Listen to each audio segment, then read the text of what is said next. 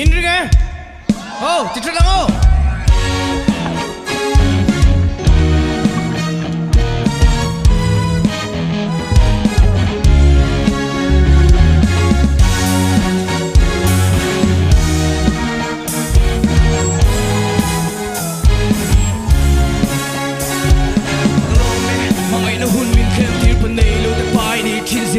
Tir ke sik po ruwa ka khing le ta thinu na khang sa thi mare ta ko thane leng zai sam six po until and back so I come and tell tu ro chua ti kan sa ke ko finai le ko te moi ta te tun thum chu tam tui ngai ta mang ngai na tel lo hu sak na tlo lo nu le pa po mang ngai na rem thang ang khan ka nu mang ngai na ka tur zo lo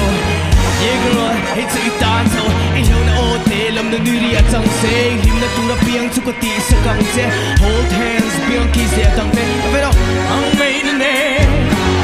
be se na ne tiang nim ta king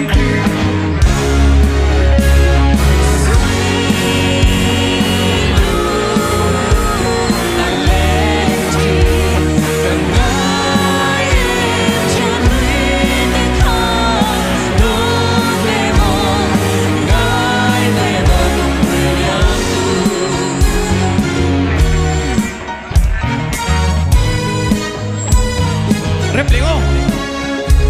Sampai ke puke Sirji tu le mi tiam te Dam lâu te po Lâu tam se liam te Kan ngai chin kan mangai kal ta te Ngai ve min mangai tu le fa te Ri lo ngai always si la te Atura na e kan shiat pi sa te Tu le mini tung try da ngai kai Siam tu fucking lamang Ipurik la thang lam pui har sa Ne la puang sokin ipan ka perla Ka ve lom nan la local Tingin pikin dan en ring la to get line rin na Mang ngay ne Basin ne Tiang im ta king kung thari mango Sweet lu Aleng chi Ka ngai e Chian ri te ka Don ve mo Ngai ve mo kung ve ya tu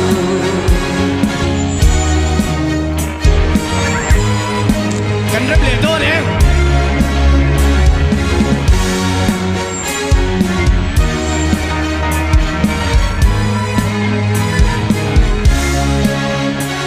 Sampai ke puke Sirji tu le mi tiam te Dam lâu te po lâu tam se liam te Kan ngai chin kan mangai